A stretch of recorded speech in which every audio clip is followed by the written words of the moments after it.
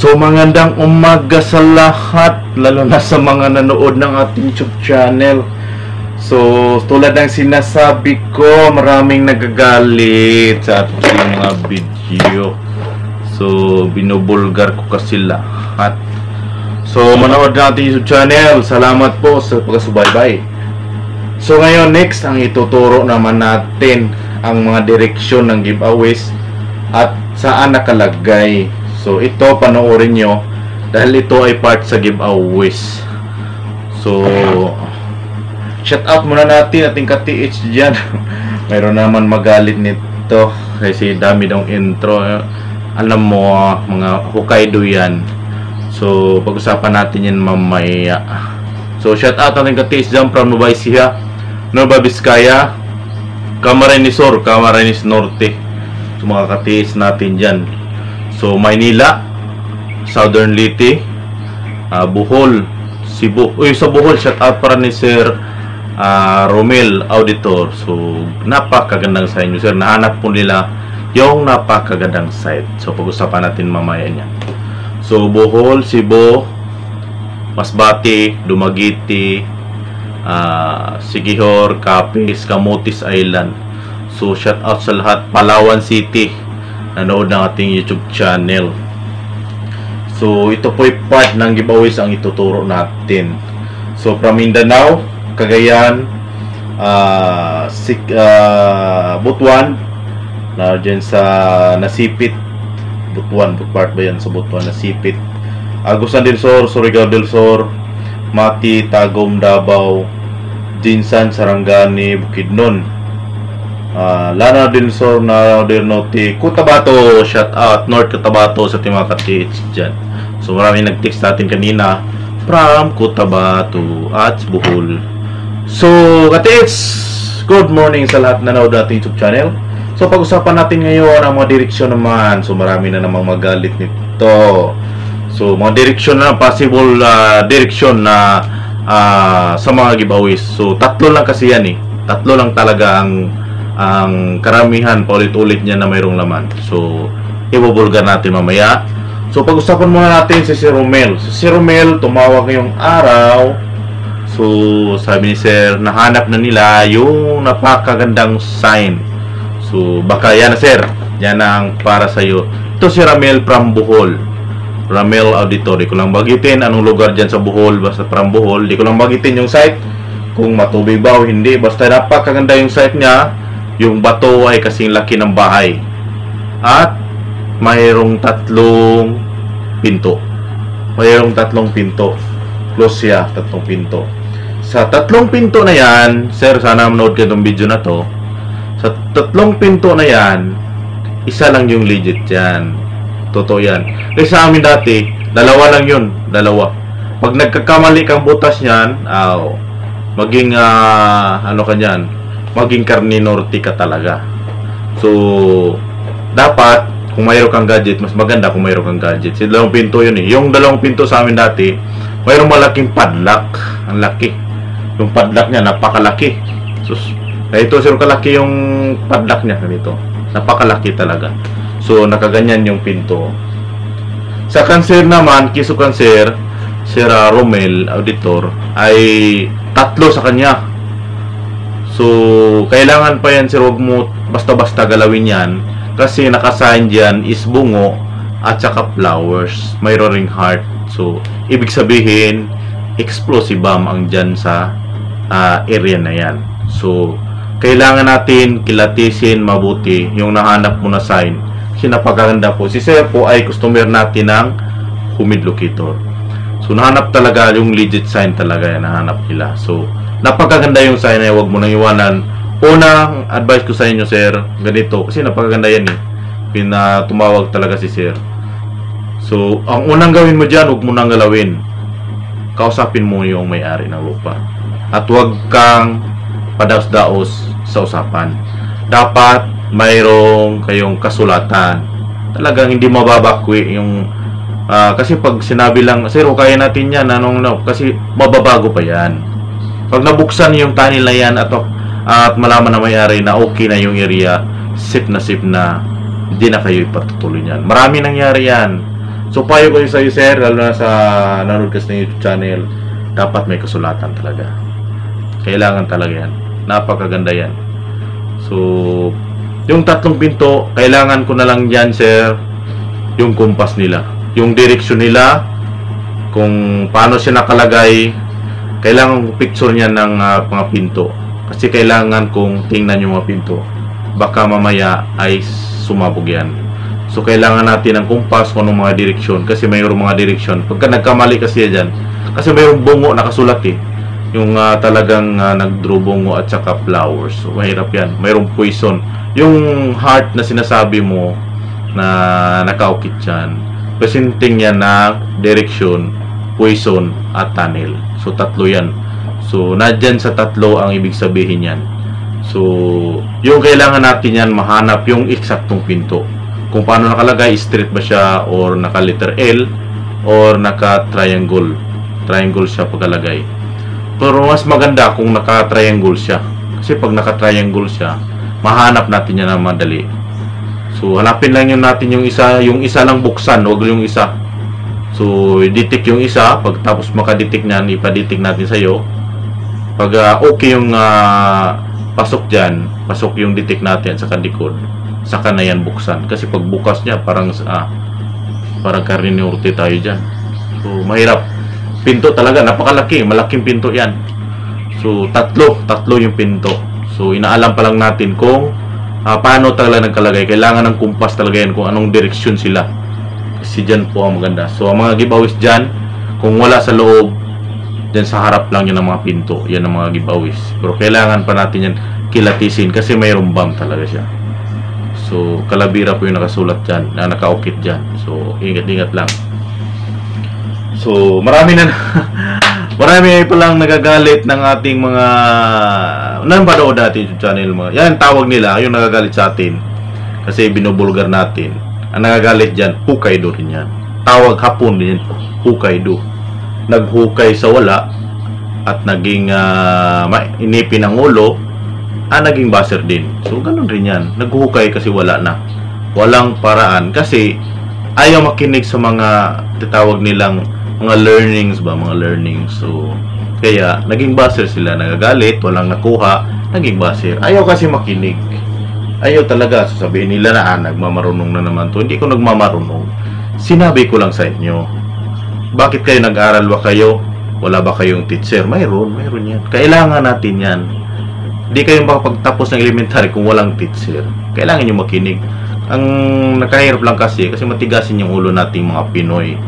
Di ba? Matigasin tayong ulo. Mayroon sa sariling sariling mundo. Di ba? So yun po ang mahirap sa atin.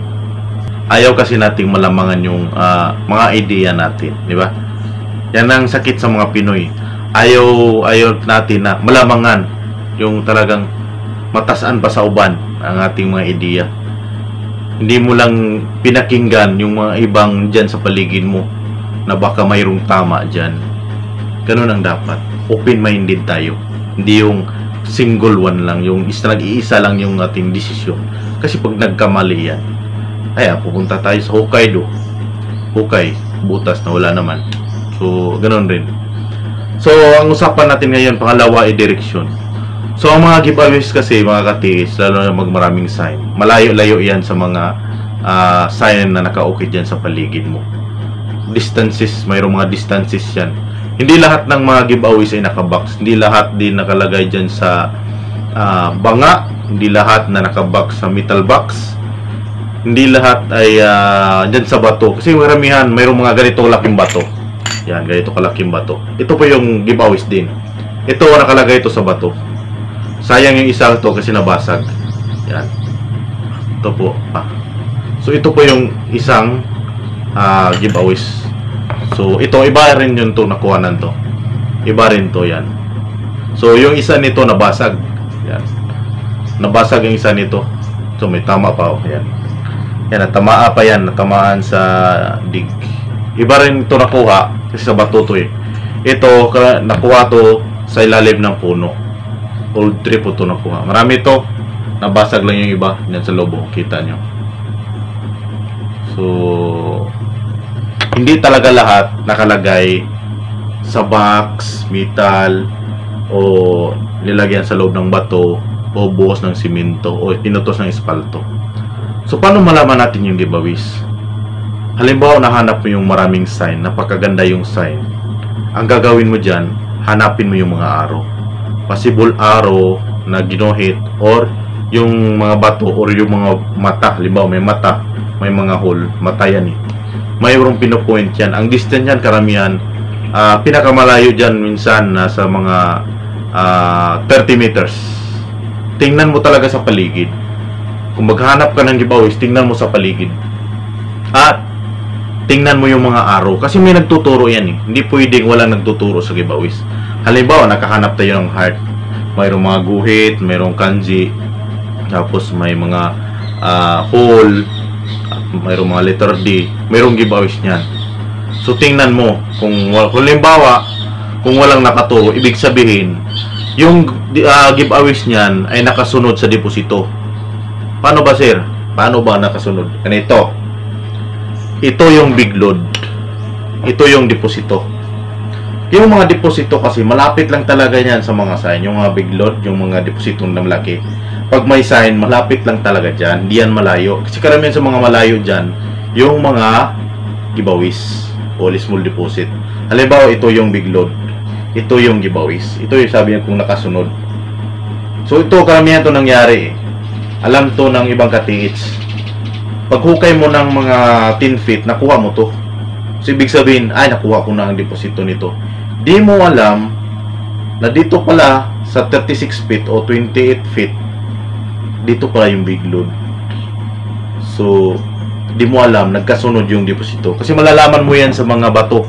Wangis sa bato, hugis, malalaman mo talaga kung walang araw. Ibig sabihin, yung giveaways niya nakasunod talaga sa deposito. Pag nakuha mo to, karamihan sa atin, pag nakuha to, iwanan na kasi wala nakuha. Di mo alam yung deposito na pa sa ilalim niya. So, halimbawa, sir, kung halimbawa mayroong mga araw, ikumpas mo siya. Kumpas. Mayroon ding mga araw na mga tinatawag nating decoy. Yan, naniwala ko niyan, mga decoy. Pero sa decoy, sa gadget, hindi ko naniwala. Decoy na araw, yan, mayroon. Tandaan nyo, yung mga araw kasi, ikukumpas nyo. Nakaya niyan sa kumpas eh. Southwest, di ba? Oh, southwest. Oh, southwest. Oh, yan. Southwest. Pero karamihan talaga nasa northeast. Northeast talaga karamihan mayroong giveaways. Titry nyo diyan sa northeast. Kumpas kayo sa northeast or southeast or southwest. Yan, mayroon lang southwest, northeast or southeast. Yan, yung tatlo. Yung tatlo, bantayan nyo yan. Pag mayroong araw na katuro dyan, mayroon talaga. Halimbawa, nakapoint siya. 36 feet or lagay lang natin 26 meters point siya sa bato. Pagtingin mo, mayroong sign doon sa bato. Tapos, mayroong araw na nakaturo doon sa malayo. So, ibig sabihin, doon niya tinuro yung giveaways. So, paano naman sir, mayroong ibang nakuha na malapit lang? Karamihan yan sa sapa. Karamihan sa giveaway sa sapa, malapit lang yan eh. Andyan lang yan sa 7 meters, 3 meters, pinakatlayo na 3 meters. Kasi karamihan sa sapa, malapit lang talaga yung tinuturo niyan. Pero halimbawa, malayo kayo sa sapa, minsan, malayo yan. Andyan sa mga 15 meters, 10 meters, yan ang tinuturo. Bantayan nyo, dapat mayroon talaga kayong kumpas. So, karamihan sa mga giveaways, hindi ibig sabihin nakabox yan. Ibig sabihin, pag tingin mo sa metal detector, sir, wala namang metal. Baka yung nilagyan dyan is bato. Parami tayo dyan sa baba na mga picture yung bato na nilagyan talaga sa loob. Binutas yung bato, pinasok yung mga kwintas, ring, mayroong maliit na mayroong pang di na proseso na gold. Pinasok at tinakpan. Madetect naman siya ng metal detector, pero nandiyan pinasok pa yan sa loob ng bato. Hindi na yan basta-basta madetect ng metal detector. So, ibig sabihin, nandiyan sa ilalim ng pakalaking bato, pinalot pa siya ng bato, at pinasik pa siya sa ilalim. So, mahirap na yung abutin ng metal detector. So, yan ang kaibahan, maganda. So, tandaan nyo yan. Yung northeast, southwest, at yung southeast, bantayan nyo yung tatlo na yan. kung mayroon kayong area na napaka-positive. Karamihan dyan, mayroong giveaways. Tandaan nyo, dapat mayroong nakaturo. Nung talagang makita mo, naging araw, naging pointed talaga siya. Pero halimbawa walang araw, alam, mga pugdol, Bisaya, mga pugdol lang, yung mga bilog-bilog lang.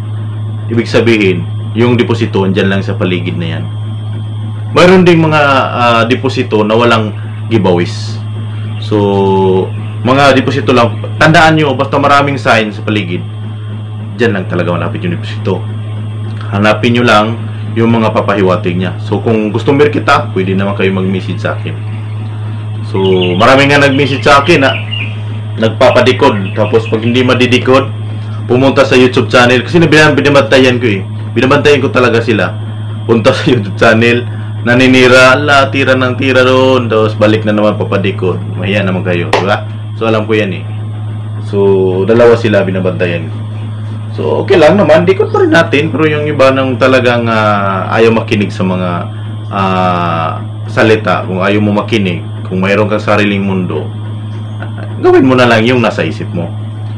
Huwag ka na lang magpapadikod kung hindi mo makinig. Diba? Useless ang pagdikod natin. Binibigyan natin yung effort. Sana, dinikod ko na lang sa iba. Para maapas natin. Sa Bisaya, maapas pa na itong ubang dikod. Kaya daghanta nagdikod. Daghang nag-message sa ato. Di lang kamo. So, kung ayaw mo makinig sa dikod, useless na lang. So, huwag ka na, maghukay ka na lang. So, mayroon nagsabi sa akin, 15 years na daw siya, ano. So, itong taon to, mayroon palang taon to. Ang year nito pala is 2026. Napakatanda nito. 2026 to ginawa. Imagine mo, 2026 to ginawa. So, napakatanda. So, matanda pa to sa atin. Diba? Ang tanda nito. So, 2026 to ginawa. So, mga baser, shout out na naman kayo. Shout out ko lahat ng baser na nanonood ng YouTube channel. So, lagi nyo tandaan, pag may gadget kayo, pag may kumpas kayo, impossible talaga makakuha kayo. Lalo na pag digit sign. So, lagi nyo tandaan, yung sign na yan, halimbawa marami. Ibig sabihin, kung maraming sign, ang big load, dyan lang yan malapit. Pinakamalayo lang 3 meters niyan. Dyan talaga yung big load niya yan. Ang hanapin yung halimbawa, maghanap kayo sa giveaways. Kung halimbawa mayroong mga pointer o mga rumaro, distances yung mga giveaways niyan. So, kailangan nyo ng kumpas. So, kumpasan nyo. So, pag kumpas nyo, kung mayroong matamaan, possible, dig site kayo doon at doon yung giveaways. So, halimbawa, walang araw, sir. Walang mga ganyan-ganyang araw. So, ang possible niyan, so, dalawa lang yan. Kung wala, halimbawa, kung wala talaga niyang giveaways, deposito lang yan. Pero hanapin mo yung deposito, di talaga yan lalayo. Diyan lang talaga yan malapit. Imiikot lang yan sa kasi pinakalaking range niyan is 10 meters. 10 meters pa ikot. Pero malalaman mo lang yan. Kasi mayroong yung halimbawa, wala yung mga araw. Mayroong yung pinapahiwating na tinitingnan sa baba. Mayroong mga hole na so kailangan mo sukatin by inches. Meters pala, meters. May meters or inches. Yan. Kailangan mo sukatin. So, marami na namang magalit ito. So, shout out ko sa lahat. At sana po si Sir Romel natin, ang ating customer, si Sir Romel auditor, sana ma-hits nila. Napakaganda po talagang sign na yan. So, hindi ibig sabihin na nakakita ka ng sign. Kasi iba pag nakakita ng mga sign parang naratol, di ba? Relax lang. Huwag kang kabado. Check kami yung ibang kabado eh. Maraming iniisip. Kaya yung pagdidetect nyo, nawawala kayo. Relax lang. Kung mas maganda, puntahan mo mag-isa. Ikaw magdidetect doon bago ka magpasama ng marami para hindi ka masyadong kabado. So, ganun lang. Huwag masyadong magmadali. Kasi karamihan sa magmadali, laging nagkakamali. So, yun lang mga tis. Maraming salamat sa nanonood ng YouTube channel. God bless po sa lahat.